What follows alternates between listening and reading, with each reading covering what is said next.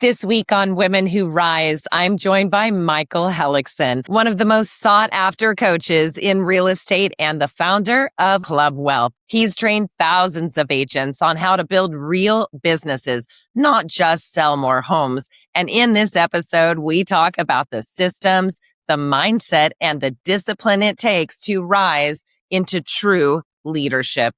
If you want more income, more control, and more freedom in your life, this is an episode you need to hear.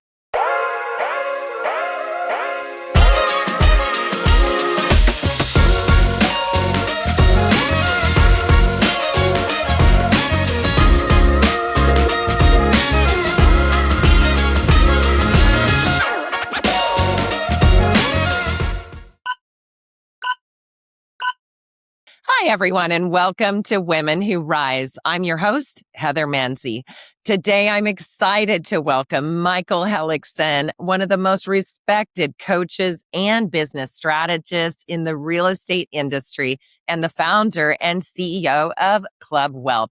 Michael built one of the highest producing listing businesses in the country before turning his focus to helping agents and team leaders create scalable companies through systems, structure, and CEO level thinking. Through his coaching, speaking, and events, he has trained thousands of agents across North America on how to grow their businesses while still building a life that supports their family, their freedom, and their long-term vision. Michael is known for his no-nonsense approach to follow-up, consistency, and leadership. And today we're going to go deep into what it really takes to rise in business and in life. Welcome to the show, Michael. I appreciate you having me on. What an honor it is. I got to tell you, I feel outgunned here. I'm the guy on the Women Who Rise show. It feels like I'm completely outgunned. I mean, I hear people say, behind every successful man is a great woman, and I'm like, what? Wait, first of all, in my relationship, I don't know how it is in your relationship with your husband, but I got to tell you, my relationship with my wife, she's the successful one. I'm just the one that gets to go out and run my mouth. I mean, the reality is she's running 3 multi-million-dollar multinational corporations while I just get to go out and talk to people and have a good time. So, I think that it's really an honor to be on the show, and it's an honor to be with women that actually are really engaged in not just success in business, but success at home. And, it's interesting nowadays. You've got so many people that feel like business is all it's about. And to find that balance, we've got our core value at Club Wealth is no success in the world can compensate for failure in the home. And to be here with you, talking to women about how they can accomplish that, and frankly, how they can lead their families to greater success in both business and at home, it's an honor. So thank you for having me. I love it. So well said. And absolutely one of the reasons I'm so excited to have you on the show. I got to see you speak on stage recently to a crowd of 1,200 in Cabo. And it just was, you lit up the room. You absolutely exploded with information, knowledge, and just look, massive street cred. It is amazing what you've accomplished. I'm so grateful. I want to go ahead and look back for just a moment. When you look back at the very beginning of your career, what early experiences shaped your belief that success comes from systems, consistency, and follow-up rather than talent alone? It's interesting you say that. So I started selling real estate in 1991 and did pretty well. Got a coach right away, which was very helpful. Made a big difference. Learned a lot from all the coaches I've had. I've coached with pretty much every name you could think of out there. And one of my very first coaches told me, if you don't have an assistant, you are one. And so I went out and I hired an assistant. And this woman was intelligent. She was hardworking. She was disciplined, and I brought her into my business, and she taught me a lot about, listen, you got to knuckle down. It doesn't matter how great you are at sales. It doesn't matter how charismatic you are. It doesn't matter what you look like or what you sound like. At the end of the day, if you got bad habits, you're going to get bad results. And she really helped me to learn that and to get my habits in place. And I started to succeed beyond my wildest dreams shortly thereafter. And in about 4 years, I made her my wife, and now I work for her. So at the end of the day, That is a great example of, she could see something that I couldn't. And one of those things that she saw was the importance of habits. And I always like to tell people, habits dictate outcomes. End of story. Doesn't matter if we're talking about health, relationships, money, any of the, business, regardless, whatever habits we're in, they're going to dictate where we are. And we are today a result of our habits over the last period of time. And so that for me is paramount. And everything else comes secondary to that. If we want something different in life, it's about changing a habit. For example, there's a book that I recommend to everybody, and I'm sure most of the people watching this have probably read it. And if they haven't, I hope they will. And that's Atomic Habits, Oh, yes. which, Heather, I'm guessing you've probably read cover to cover 100 times. There's a copy here. Yeah. I'd love to say I read it more than I Yeah. did, but yeah, I try to spread myself across books, but absolutely phenomenal book. Yeah. Yeah, it is. It's a great book. And at the end of the day, whatever you want in life, whether it's more money, better relationship, better health, whatever you want in life, you're probably one habit away from having that thing. So the key is figuring out what we want and then determining, well, what habit do I need to change to get that? And then just go change the habit. It's really that simple. People overcomplicate everything in life. Oh, they want the shiny object, this, that, and the other. They want to talk about stuff ad nauseum. They want to jump into this. And if that doesn't work, they're going to jump into the next thing. It's like, no, just, the problem is not that thing didn't work. The problem is that you didn't get the right habits in place to make sure that thing worked for you. Right. Yes. So, Yes. Oh my gosh. So well said. I love this because I knew watching you on stage that when you came on to this episode that we were going to have, a really dense conversation, basically that you are going to be giving just absolutely brilliant information every few seconds. And I tend to take notes, and I can tell you, I can't keep up with the timestamps of all the ways in which you just said brilliant things. So I am loving that completely. A couple of things that I just got out of what you said. I mean, again, habits dictate outcomes, and it's something that I immediately came back and talked to my team and just reiterated, because I am a person who believes that you make your own luck. Been in sales for long enough to have that idea burned into my brain, because anyone who's been in sales or any type of self-motivating type job for a long time will see that there are economic changes over time and things like that may appear to bring you good or bad luck, but you really have to modify yourself to the circumstance and still be able to profit or, be productive. And that, again, I really do believe comes back to habits. We talk about aging a lot nowadays, and the fact that we are, ultimately a product of the habits that we put in place, especially in our senior years. We will be the product of those things that we put in place over, say, the preceding 20. And so it's really, really extraordinary. I mean, I don't think there's a human out here, at least, that wouldn't be brushing their teeth every day and understanding that habit keeps the dentist away. But yet there's so many other areas that we could be doing habits, and we are not. So I absolutely love having you to be the guy, championing that habits. Was there a specific moment when you stopped thinking of yourself as just an agent and started thinking like a business owner or CEO? And how did that shift change the trajectory of your life and of your business in that moment? So there was a lot of moments actually that kind of led to that. One was when I had that first coach and he said, you need to hire an assistant. That was an epiphany for me. It was an epiphany to realize that, if I don't have someone doing this minimum wage work at the time, right? If I don't have somebody doing the data entry and the things that I'm not great at, and a lot of people will tell you, oh, you just need to go get better at your weaknesses. No, I don't want to improve my weaknesses. I want to hire other people to do that. And I want to lean into my strengths. I want to do a better job of the things that I'm really good at. And so that helped me to realize, okay, hiring someone to take over those things I'm not great at will free me up to do the things that make more money, that I enjoy more, and that I'm better at. And then that just parlayed into, okay, so now I'm going to go out and I'm going to bring as much business in as I can. And then when I remember Tara's my wife. She came to me in tears one day. She's like, I can't keep up anymore. What am I going to do? And I'm like, okay, well, I guess it's time to hire another assistant for her.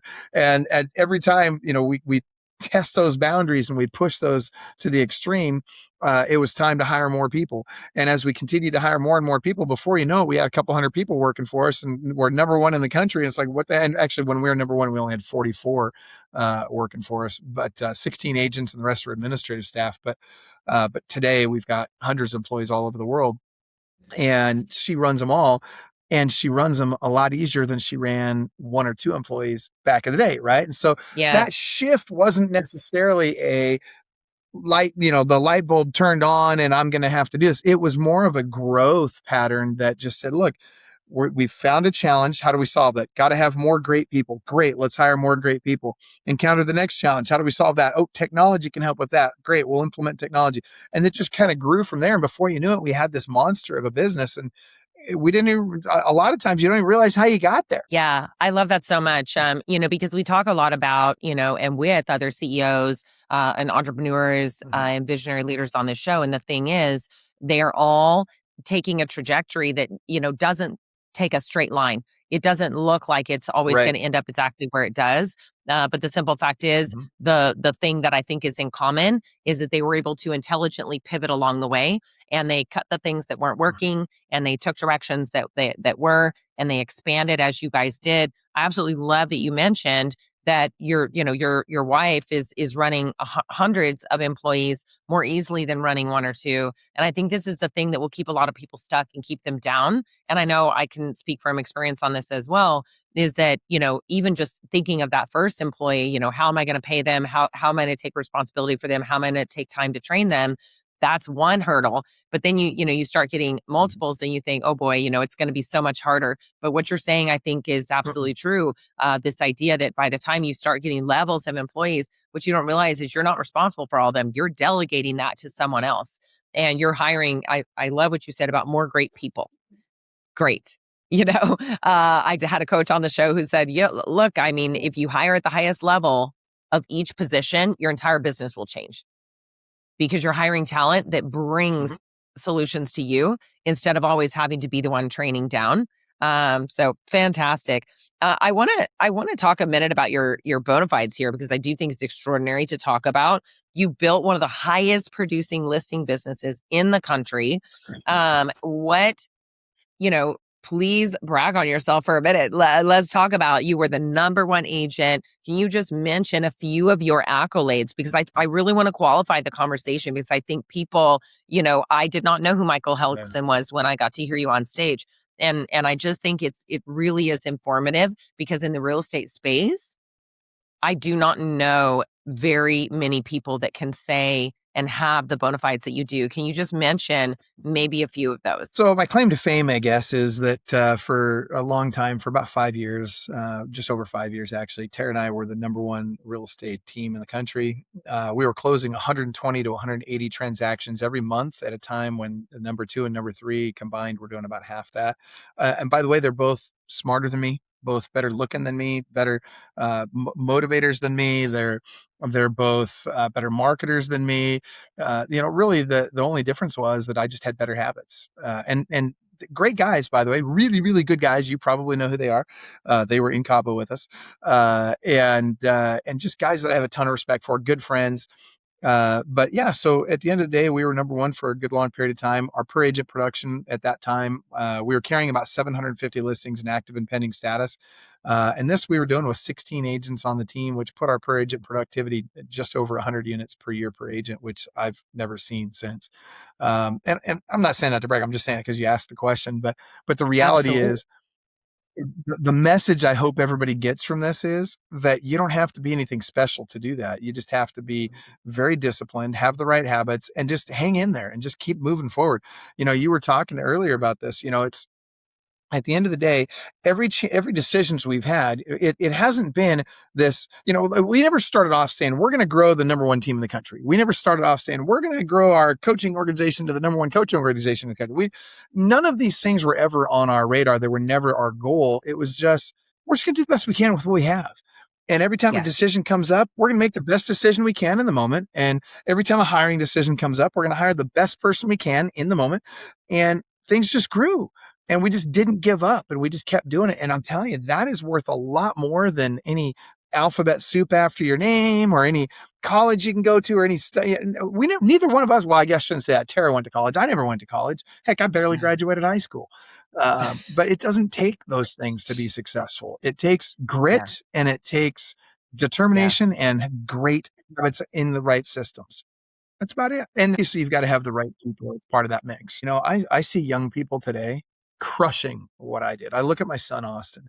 Last year he was the number one listing agent in the country. He did 168 listings himself at 23 years old, not counting his team. And today he's got the fastest growing platform in the country. He's literally adding anywhere from 50 to 80 people per month to his team, which it's a team platform called Homexa. And I look at kids like him and I think, gosh, here's a kid that came up and he literally has built with AI better software. I've got full-time coders that work for me, right? I've got a full technology company inside of Club Wealth, and I've spent millions on paying coders to build great technologies.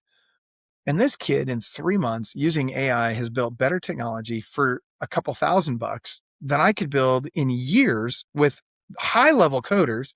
And I just think these are the guys that are taking over the industry. And what's interesting is you don't know who they are. Nobody does. These are people that they're just quietly working in their basements, and they're just, like him. He doesn't go out and do a bunch of events and teach a bunch of people. He's not all over the country trying to do, stage time and all this. He just does his thing. And these are the guys that are changing the industry. And I think this is what everybody on the call really needs to understand is it's not the loudest people out there that are the future of this business. It's the quiet ones that understand technology and that have great habits, and they're creating systems that we haven't even thought of yet. And I'm not just talking about technology systems. I'm talking about structures for teams. I'm talking about organizational structures that we haven't even thought of yet. They're going to do things with a fifth of the staff that we've done things with, and they're going to make billions, not millions. And I just think it's lost on this industry what really the future looks like. And in the next 2 years are going to create more turmoil in this industry for more people than I think anybody can realize. Now, that being Absolutely said, it's so. going to be good for the one. So Yeah, absolutely so. And, again, so much information and just inspiring, the fact that you're saying, look, it's not the loudest people in the room. And what is available to today's entrepreneurs is not anything we could have even conceived of 5 years ago. This makes Iron right. Man look, defunct. It's unbelievable what people can do in this day and age. And the fact, by the way, that is such an inspirational story. And we talked about having an Austin on this show, which I would love because I love the younger voices that are just out there badassing it because they can inspire younger people to see, hey, I could do something like this. The tools available to them today, if they have a spark or an idea or they want to go down some road, they can actually do that. And I think today's young people will create the future and they will create the world in which they start living into. One entrepreneur at a time, one creator at a time. You often talk about consistency and structure as real drivers of growth. I wanted to know for you personally, at your phase of life, what daily disciplines or non-negotiable habits do you believe separate, top producers from everyone else? And then what is important to you right now, being a multi-hyphenate, running, multiple companies and things like that? Well, I'm not. That's a really interesting question. I'm not a top producer, or at least I don't consider myself a top producer anymore. And I say that because I'm not putting the 100-hour weeks in anymore. I might work 40 hours a week, and sometimes, I'm on the road a lot with my wife. Now, that's the only reason I'm still on the road doing seminars. Right? I do about 134 seminars a year. But that's because my wife travels with me now. If she chose not to do that, I would stop doing seminars so I could be with her. And so for me, it's a vacation, right? I mean, I look at it, I wake up in a new city every day with I wake up next to my wife. We get up, we have breakfast, I'm sorry, we get up, we usually work out. Obviously, I'm not very good at that. But we try and get in the gym most mornings, or at least 3 times a week. We're pretty good about that. And then we go have breakfast together, and then we go teach a seminar from 8:30 till noon every day. About 1 o'clock, we get out of there. By the time we're done talking to everybody, drive to the next city, get to the next city, have a beautiful dinner. I get to have date night with my wife every freaking night. It's awesome. And then we get up and do the same thing the next day. And we do that about 2 weeks a month. And when we're home, like right now, I'm up in Leavenworth, and my daily routine looks quite different here. We still get up about 3 days a week. We go work out, and then we just relax. We'll do mastermind calls, with our coaching clients. I'll do my coaching calls while I'm here, but I'll probably work 20, 30 hours a week tops when I'm in town. And the rest of the time we'll go for a mountain bike ride, and we'll go enjoy time together, going out to a nice dinner, or going, whatever, whitewater rafting, whatever, just whatever we want to do, float the river, whatever. But it's different. And so this is, I think, a big challenge that people have, because Yes. people look at people like me and they say that, well, I want to have what Michael has. And I'm going to have the schedule that Michael has. Well, if you have the schedule I have right now, you're not going to get where I am. And that's the thing that I think people don't realize. You got to have the schedule I had coming up. That's the schedule you need if you want to crush it and get to a point where you can have a schedule like I have today. Right. And so and nobody wants to do that. Everybody wants to hit the easy button. They just want to fast forward to where we are today. And that's just not reality. I didn't get here overnight. Nobody did. Leo didn't get where he's at overnight. I tell you, back in the REO days, Leo and I were on the road literally 20 days a month traveling to build our REO businesses. And I can tell you that was a rough time. It was a lot of work. We were away from our loved ones a lot. And, and that's what it takes. So your habits will need to change. So for today, for most of the people watching this call, what I would recommend is what we call the perfect daily schedule. And here's what I will tell you. If you follow this schedule, if you just simply follow this schedule, in 20 hours a week, you can make whatever the average sales price is in your market in gross commission income annually. And here's what it is. Get in the office, and yes, you need to go to an office. And look, I love the virtual brokerages. I think they're great. That's all fine and good. But here's the reality. Go to a physical office. Okay. It doesn't need to be, like if you're at EXP, you've got Regis, you've got all kinds of opportunities to use. There's all kinds of EXP offices available to you out there.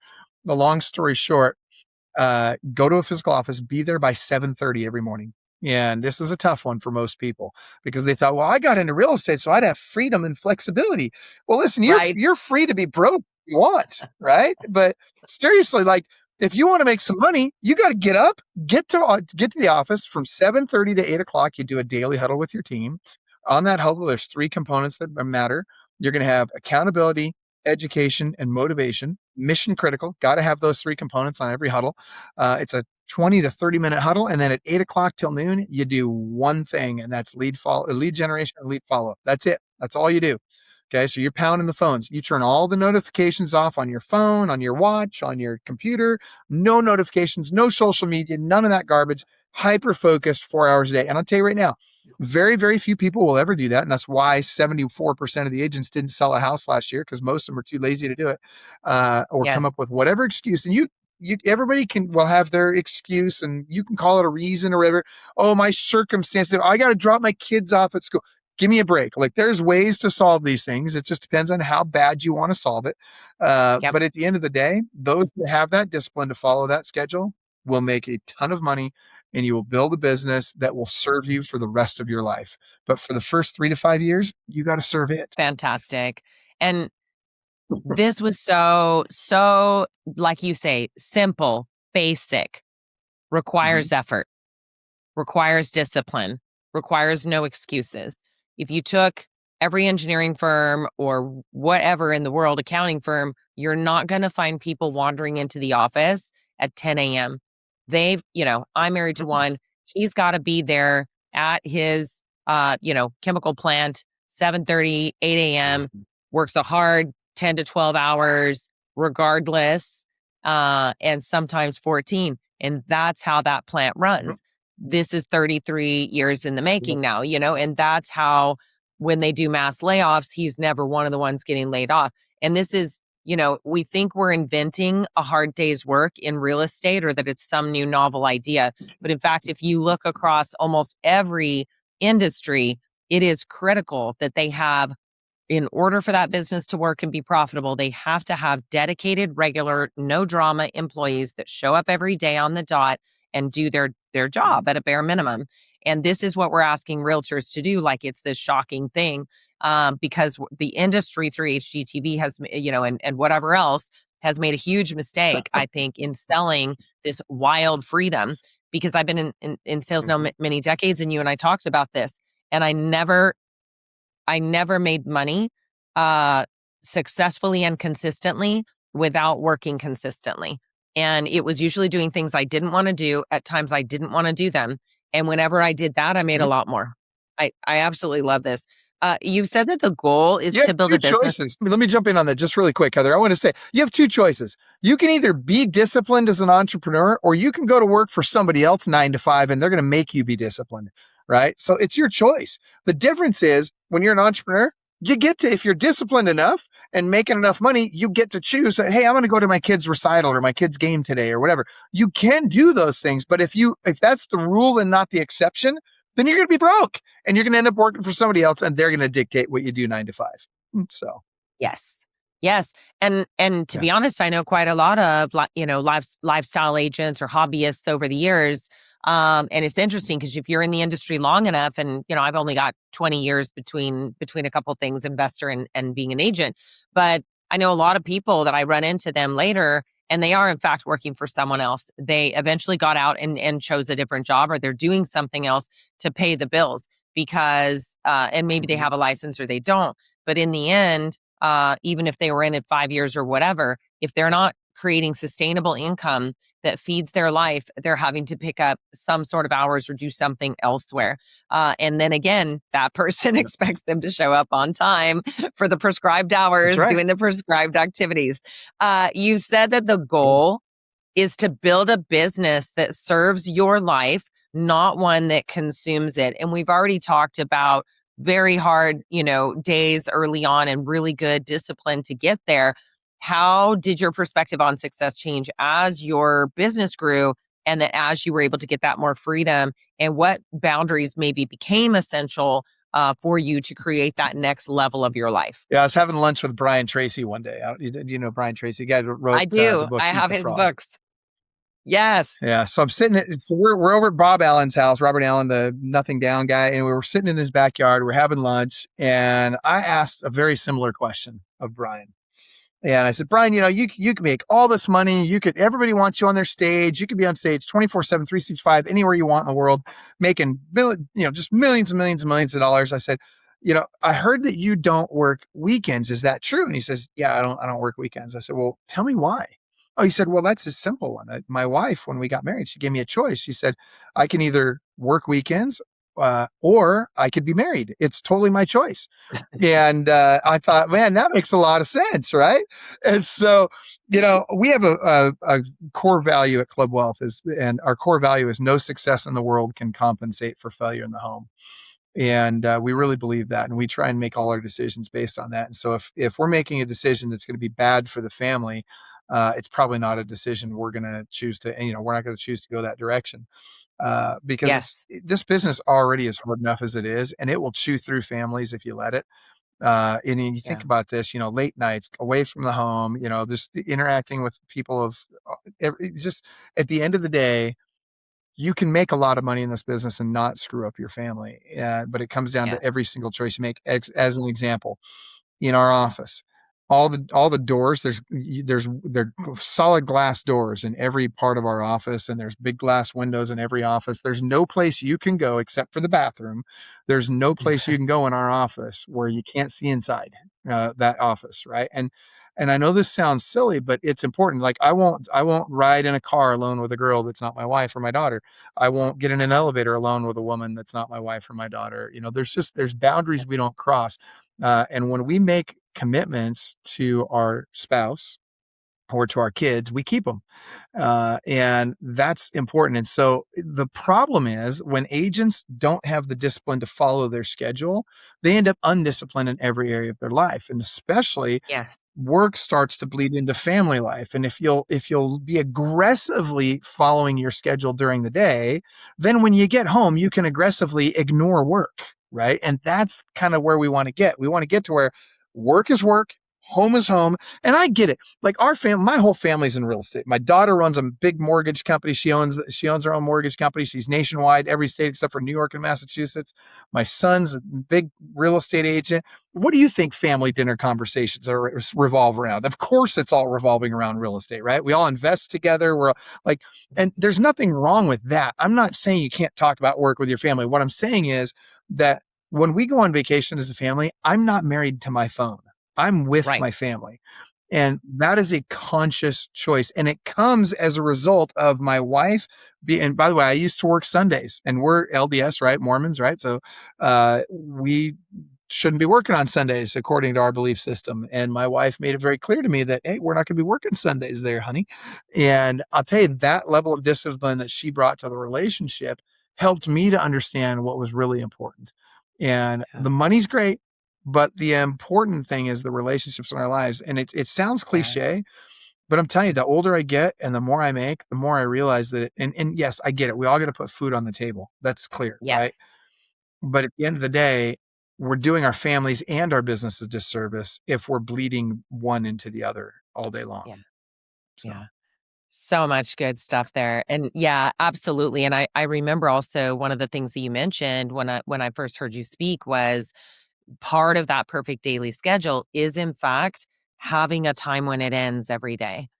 And you can mhm, imagine that if you're going hard from 7:30 a.m. and you're protecting your lead gen, which is the single most important way for you to still have a job the next day and the next month and the next mhm, year, and then you still by noon you've knocked all that out and you have the whole day to go on appointments and deal with your clients and help them with transactions, and you've got an assistant to help you with some of that stuff and not wear every single low level hat, then you yeah. can now at the end of it, whatever time of day that is, and you can remind me what time that was for you, but reasonably you can knock off at a certain point and go protect and powerfully be then in that moment with your family to the best of your ability most of the time. And it's interesting you say that because the problem most agents have is it's this scarcity mindset because they're not making enough money to be able to Yes. feel like they can have the freedom to unwind and to shut it off at some point at night, or at some point during the week or whatever. If they would work harder during the day, if they'd be more focused. I'm not saying work more hours. I'm just saying if you put more effort into the hours you're working and do the things that nobody else wants to do, because guess who makes all the money? It's the agents that do what other agents either can't or won't. And most of that comes down to pick up the phone. Now, you're not going to have to pick up the phone in your business forever. At some point in time, you'll be able to pay other people to do that. But if you can't afford to pay other people to do that, then guess what? You got to do it because it's got to be done. Now, that being said, you asked me about my family schedule. So ours was a little bit different.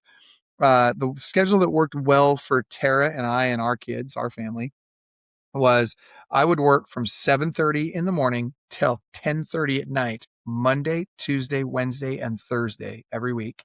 And then I would take Friday, Saturday, and Sunday completely off. And I would do that 3 weeks a month. And then I would take the rest of the month off. So basically I worked 12 days per month, but I was hyper focused during those 12 days. I mean, it's no different than a fireman, right? Like a fireman goes to work for 48 hours or whatever, they're gone, and then they come back, and then they're 100% with their family. It was a very similar lifestyle for us, except that it paid a lot better than being a fireman. And I didn't have to go into burning buildings, which was pretty cool. But at the end of the day, that schedule's probably not going to work for everybody. But man, it was great for us because we took a lot of vacations as a family. We got to do a lot Yeah. of things, go skiing, go snowboarding, do the things that we do. And we had the money to do it because when I was working, I could be really focused. And by the way, it wasn't just me working. Keep in mind, and this is where like I wish she enjoyed being on podcasts and stuff like that because the real hero in all this is Tara. Because I mean, here's the reality: she wasn't just and okay, I got to be careful how I say this. I don't want to offend anybody that's a stay-at-home mom or anything like that. I No. mean, the reality is, I was a single mom, right? My mom worked 3 jobs to keep milk in the fridge for me. All right, so I get the plight of single moms and stay-at-home moms, but at the end of the day, Tara, we never put our kids in daycare. She ran our business. And she's run all of our businesses. She does all the hard part. She runs all the stuff on the back end. All the people work for her, all of that. And she has had those kids with her all day, every day, our entire lives. Yeah, they grew up in the backseat of her car showing houses. They grew Yeah. up, in the corner in the office playing with their stuff, or and so Yeah. they got to be around adults that cared about them that didn't have to, because all the team members, they loved our kids, and they were like family with our kids, right?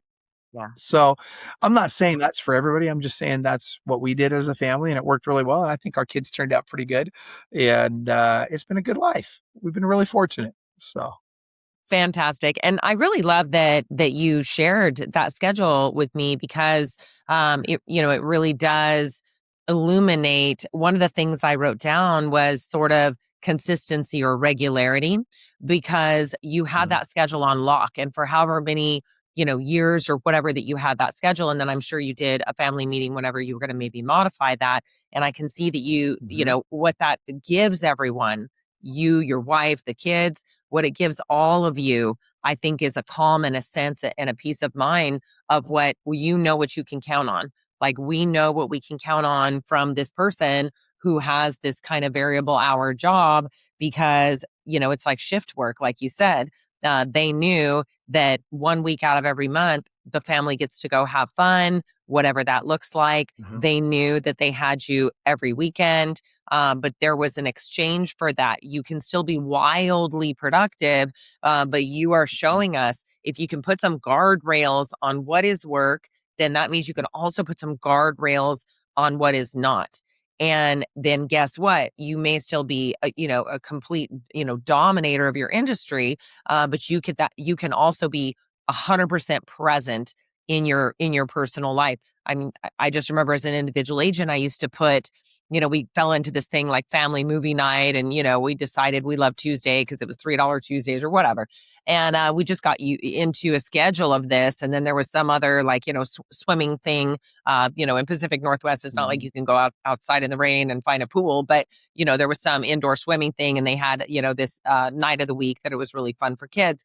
And I just remember those two things were on my Tuesday and Mhm. Wednesday schedule, and they were on there for probably 3+ years. I know the movie thing was probably there for maybe 6 or 7 before we, changed to a different theater and a different night of the week. And so we saw every single kids movie when it came out, and we just had a blast.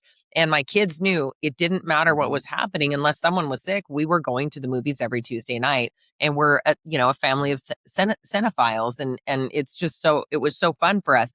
And they also knew they could count on me for a full day or day and a half every weekend. That I would Mhm. pack everything I wanted to do, open house or you name it, into half of one of those weekend days, if at all possible. And I was able to do it most of the time. So there is a way to be very productive. I absolutely love that you shared that schedule with us. I wanted to talk to you a minute Heather, hang about on really the. quick. Heather, Yeah. before you jump to that next topic, because Yeah. I want to make sure I share this before we lose it.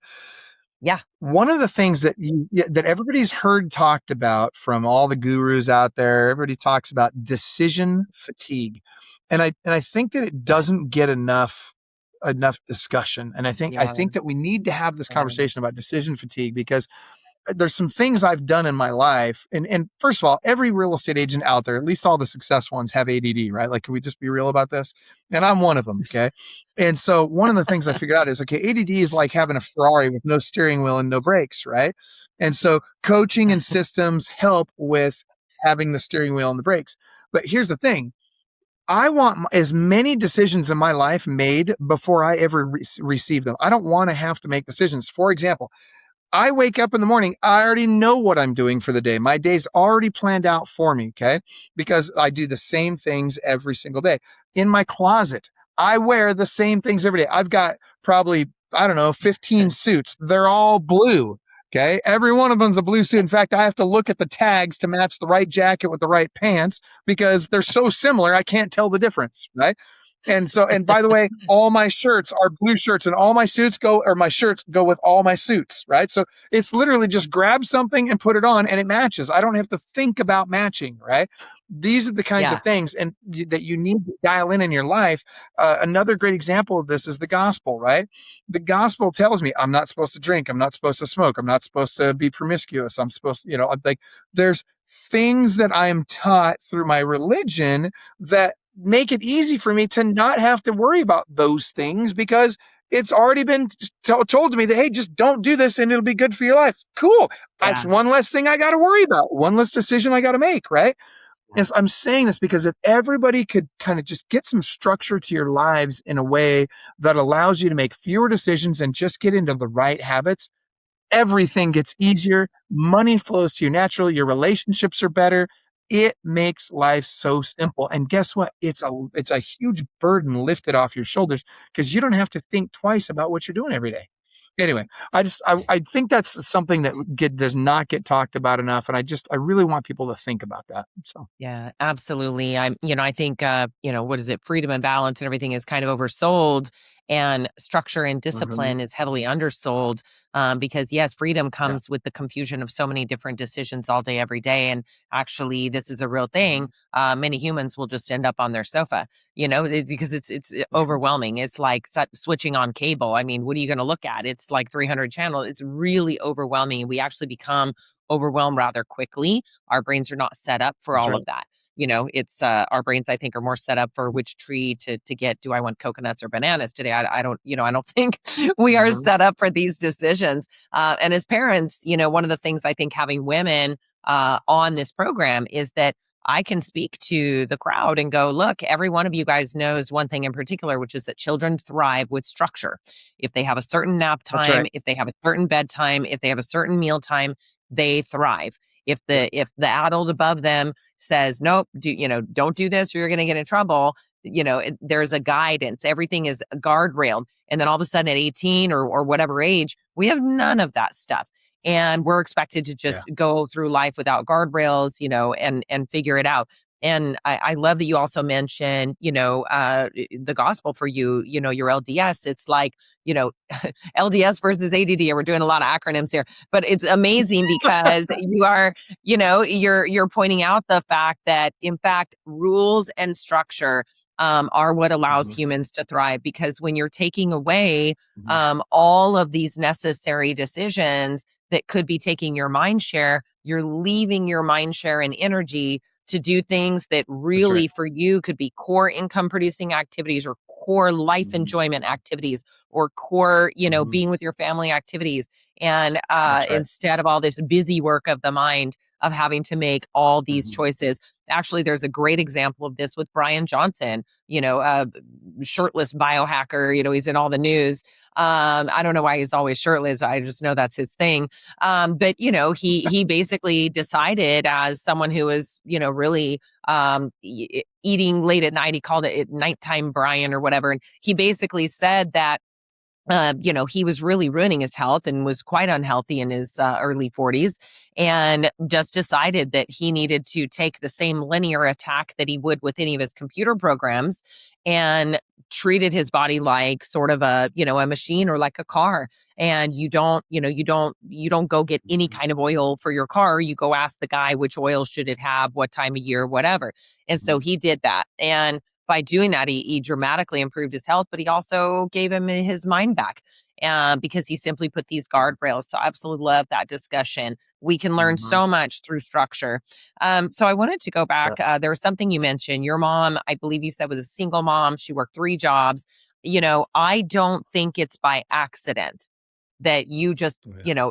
ended up in the world as this version of you that was able as a younger man to produce this extraordinary result in real estate and other things. And yes, Tara, your wife sounds like an absolute she really taught you so much and helped partner with you to be the person you are today. But I also want to talk just briefly about your upbringing and where did you get some of this ability and desire to, by the way, look at structure or even just think in that way.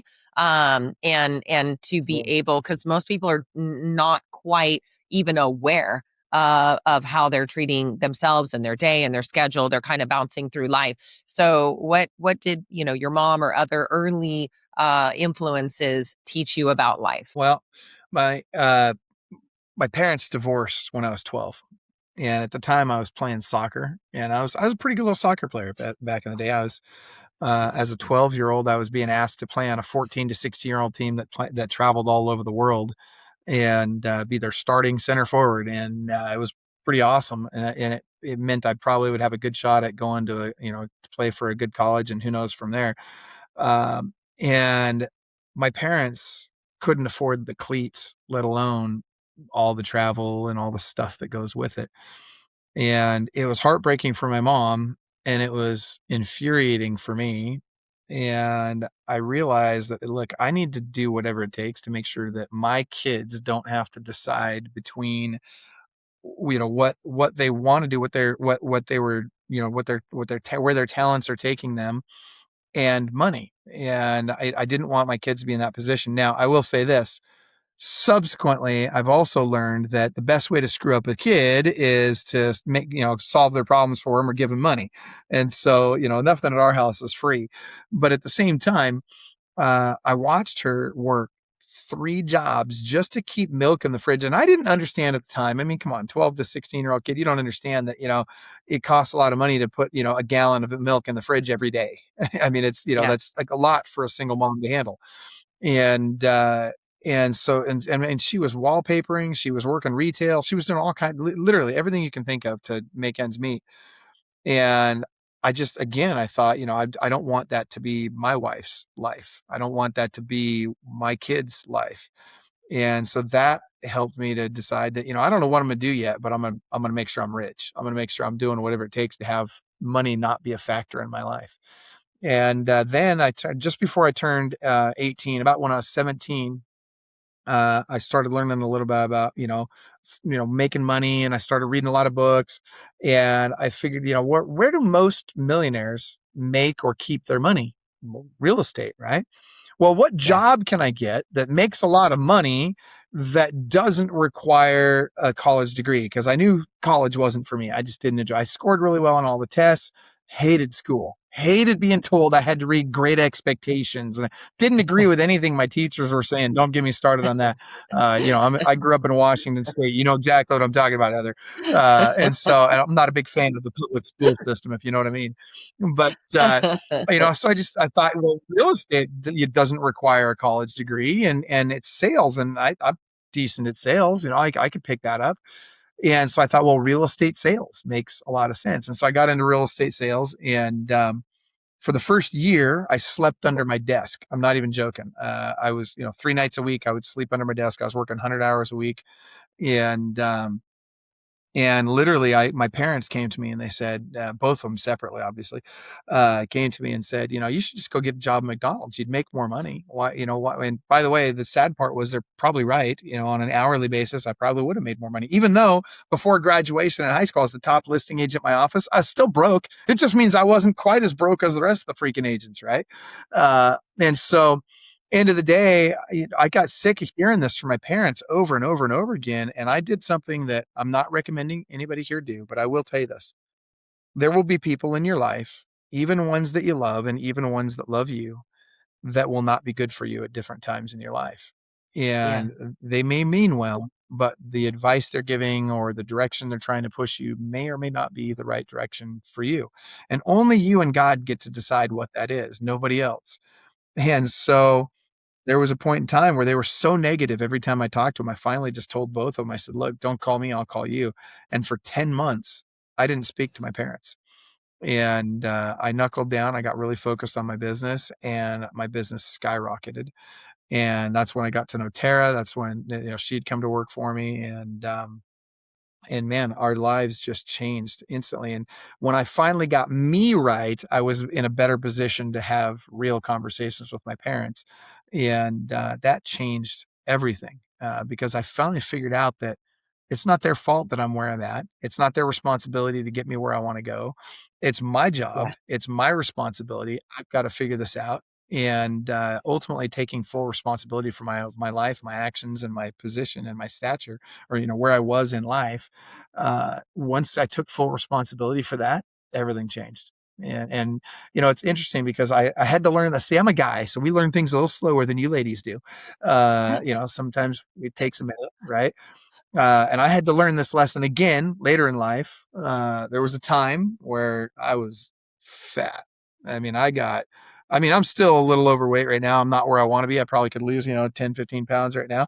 But I was Stay Puft Marshmallow Man fat at one point, right? Like I was 100 pounds heavier. And I got to tell you that it was, I'd been married to Tara at the time for, I don't know, a long time. And I kept, saying, well, it's Tara's fault because, she brings junk food into the house and I just can't stop eating the junk food and blah, blah, blah. That's like saying the fork made me fat, right? Like it's not the fork's fault you're fat, right? Put the fork down, right? Do a push away from the table, right? And it took another round of me having to realize that, look, I look the way I do because of choices I made, not because Yeah. of choices Tara or anybody else made. Yeah. And I think that that taking, by the way, there's another book that I would recommend to everybody, and I don't know if as many women have read this or not, but I got to tell you guys, there's a book that I really recommend you read. It's called Extreme Ownership by Jocko Willink, and it's Yes. a Navy SEAL book. But Yes. man, I got to tell you, it's so good. It's so good. And it's just, it really helps us to understand that we have to take ultimate responsibility for ourselves. And Yeah. by the way, last thing I'll share on this topic, but it's important. So our marriage, like I'm in a blissful marriage today. Like we are together 24/7, 365. We can't stand being apart. I can't, I mean, dude, seriously, it's like being on a honeymoon with money now that the kids are out of the house, right? Like it's great. I absolutely love my life with Tara. I adore her. I'm in love with her. I'm freaking, I like, oh my gosh. If she died today, I'd be a wreck. If I died today, she'd go get a Cocker Spaniel. Actually, probably get an English Pointer. But anyway, and she'd be just fine. But that being said, there was a time in our life where our relationship was not going well. There was a point about 16 years ago, about 2010, we were very close to getting a divorce, and it was rough. It was really rough. Now that we didn't have to worry about things like infidelity or anything like that. So we didn't have any major problems like that were causing it. It was just, we just weren't getting along. We were both, and I'll tell you, I think a lot of this, in fact, I think in almost every situation, any marital challenges almost always come down to selfishness at some level.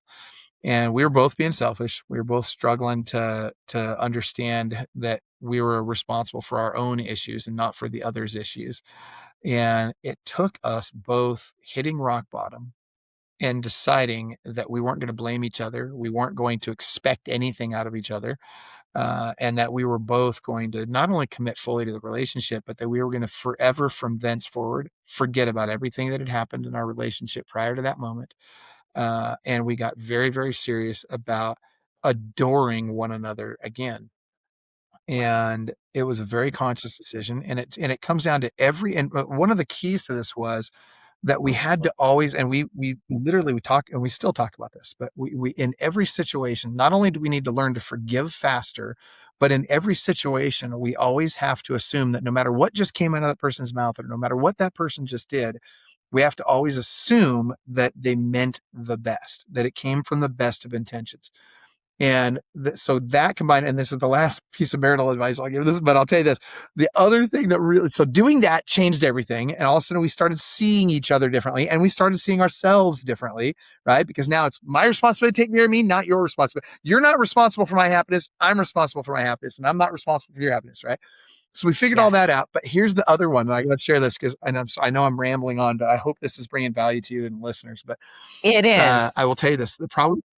Oh my gosh, the probably the single biggest game changer in connectivity as a relationship was, and keep in mind, her love language is acts of service. Okay, but one day I decided, you know what? I'm just going to make sure that for 15 minutes before we go to sleep and for 15 minutes before we get out of bed every day, I'm going to snuggle with Tara. Nothing Mhm. sexual, I'm just going to snuggle with her. Right. And dude, let me tell you, the first time, she's kind of laying with her back to me and I go to snuggle up with her and she kind of looks over her shoulder like, what do you want? Right. Like what's going on here? And like, it was Right? weird for her at first. Like, she's like, this wasn't a Yeah. habit in our relationship at the same time. Right. And within 2 weeks, she started setting her alarm to make sure that we snuggled every night and every morning. And guys, I'm telling you right now, you want to change your relationship. I don't care what's going on in your relationship right now. People need to feel Yeah. safe in the relationship that they're in. And if you just did that one thing, it'd be incredible how it would change your relationship.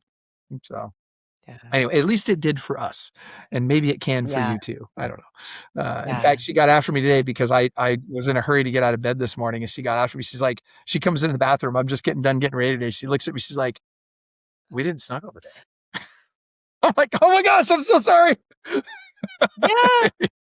I It, absolutely it's love so that great though. on so I love that on so many levels because, while you were speaking, I was taking notes and I wrote like an exclamation point because I swear, as you Mhm, drop that bit about snuggling, no other intention, mhm. just snuggling 15 minutes at the beginning and end of every day. I'm sure like, the audience is going to do a collective Oprah, like, oh, because this is, women would love to be approached for just the value of their companionship, Mhm.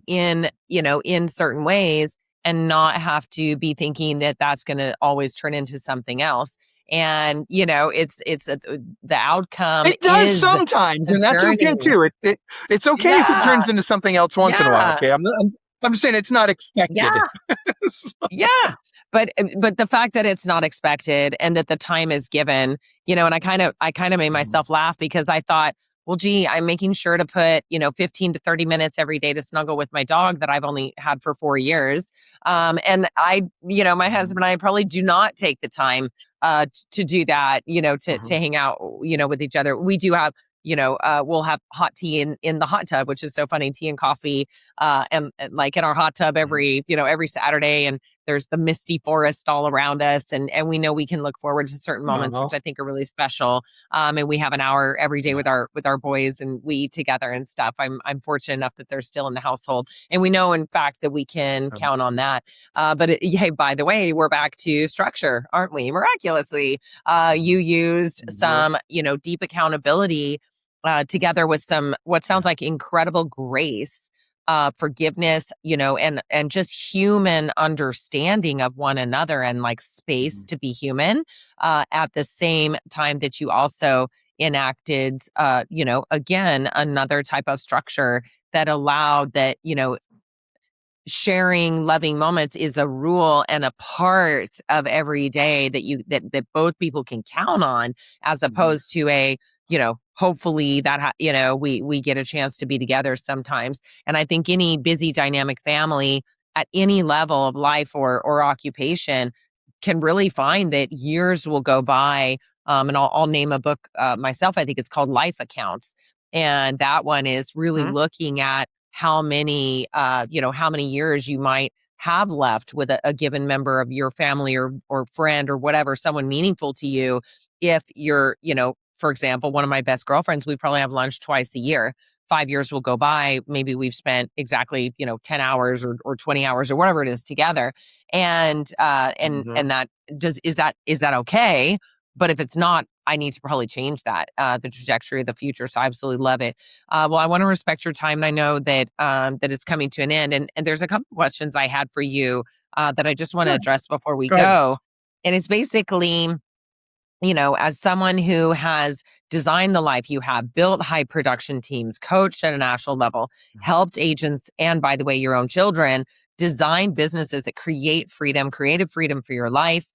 You talked about investing before we jumped on the call. What kind of lasting impact do you want your life's work, the work of Michael Hellickson, to have long after the transactions are done and the numbers are forgotten? What do you Mhm. want that that impact to be ultimately? And therefore also, what are you up to now? So, my mission statement for the longest time has been that I want to positively and permanently impact the lives of 20 million people. And really, the only way you can do that is by helping the people that you help other people. Does that make sense?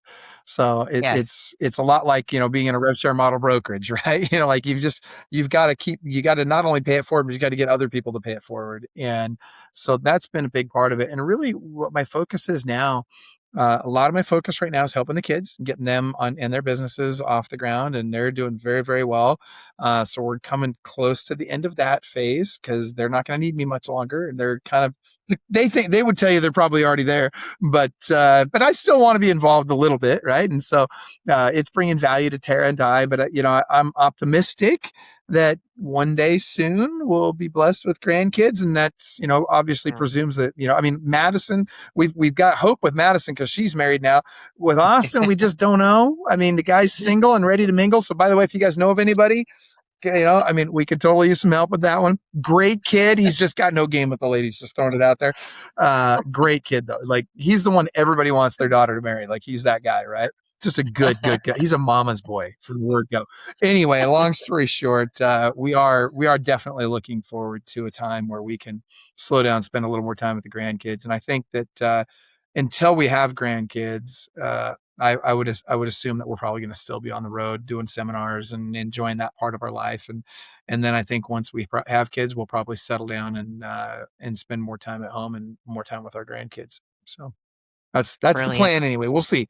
Things could change. Yes. I know Tara wants to do some more travel to Europe and stuff like that. So that's probably coming up soon too. But whatever she decides, I'm good. As long as I don't have to make the decision, we'll just go do it. So. Fantastic. Well, Michael, I just, this has been just an absolute spark of an interview. I cannot thank you enough for your time today. You are such an energetic and brilliant, contribution to our workplace, to our world, to real estate, and to entrepreneurs, I think everywhere, because your passion for the job, your, no BS approach to just hard work and freedom.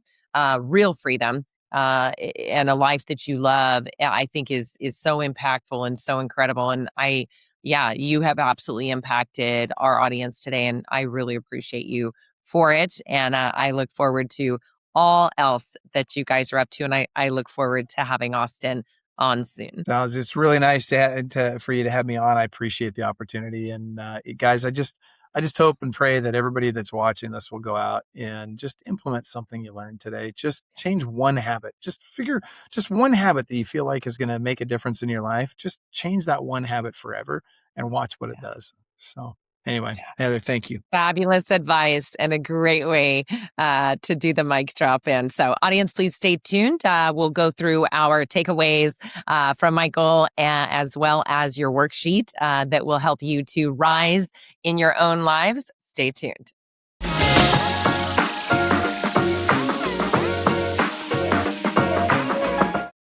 Well, folks, that's it for today's podcast. Thank you so much for joining us on Women Who Rise, the Success Podcast for ambitious women. Today, Michael taught us about the perfect daily schedule. The thing to really understand about the perfect daily schedule is that it should focus on the business activities that are necessary for continued income, right? So the first thing you should be doing every day are going to be perhaps those difficult or necessary tasks in order to generate further income. In real estate, that is called lead gen. We jump on the phone, we talk with people that, still may be interested in doing business with us.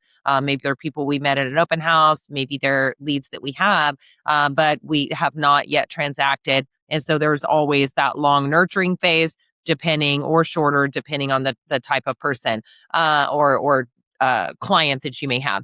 And then the next part of, his perfect daily schedule, well, obviously he started that with being able to start the day, say hello, go through 3 critical components, which he discusses on that, getting started for the day, but then rolling into that lead gen. After that, being able to take care of business. And then depending on the day, stop that at a certain point in time. And it was really work meaningfully during those hours. So next, fix your structure and get back your life. So basically work fully when you are supposed to be working, determine what those working hours are, and really be meaningful, be targeted, be structured in how you work during those hours. Block your time into segments, whatever is necessary to make you the most effective during those working hours. And then when you are off, decide what that is and be able to fully be off work. Basically, in real estate in particular, and I think a lot of entrepreneurial ventures, if you do not take care of business during the hours in which you are supposed to be taking care of business, it's very difficult to stop your work from leaking into the time that you're trying to create for yourself that is off. And I think in any in any industry, you may sometimes have to deal with situations when you're off. But if you are, the more, like he said, the more focused you are during those working hours, the more that you will not, in fact, be chased by work that you could have or should have gotten out ahead of when you were supposed to be working. And then put decisions, third, put decisions on yourself and guardrails so that you don't have constant decision fatigue. I loved what he said about the fact that, every suit in his closet is a blue suit. He's got a certain, set of shirts to wear. He doesn't really have to think about it, even though, in fact, he is working and presenting in front of people all the time. He is not sitting there trying to figure out what to wear on any given day. He's basically tried to remove all the decisions that he needs to make so that he's productive, even in his personal life. And so he knows when he's working out, he knows when he's having breakfast, and he's created structure for that. I really loved his analogy that, all salespeople in his mind are ADD. And he said ADD is like having a Ferrari with no steering wheel and no brakes. So he said that we are especially subject perhaps to this concept of decision fatigue and of really needing guardrails on how to best function and spend our time rather than spinning our wheels. So fourth, he talked about working hard and putting in the discipline now so that you can have the life you want and win it through putting in place a really robust business or really robust production, whatever that looks like for whatever job you have. This idea that if you do put in the time now, that you can, in fact, have more freedom later. And it doesn't have to be later. It can literally be working really hard for, 3, 5, 10 years, whatever that is, right out of the gate and being able to buy yourself, assistance and all of those things. And in fact, getting an assistant was one of the very first actions he took when he started becoming busy. So understanding that alone, that one decision alone can buy you back so much time. So please visit our website to visit the episode guide and the worksheet that will help you use these tips to take action in your own life. Please like and subscribe and join us everywhere podcasts are streamed. We can't wait to bring you more incredible content every week so that you can rise in your own lives and careers. Again, thank you so much. Heather Mansy, signing off.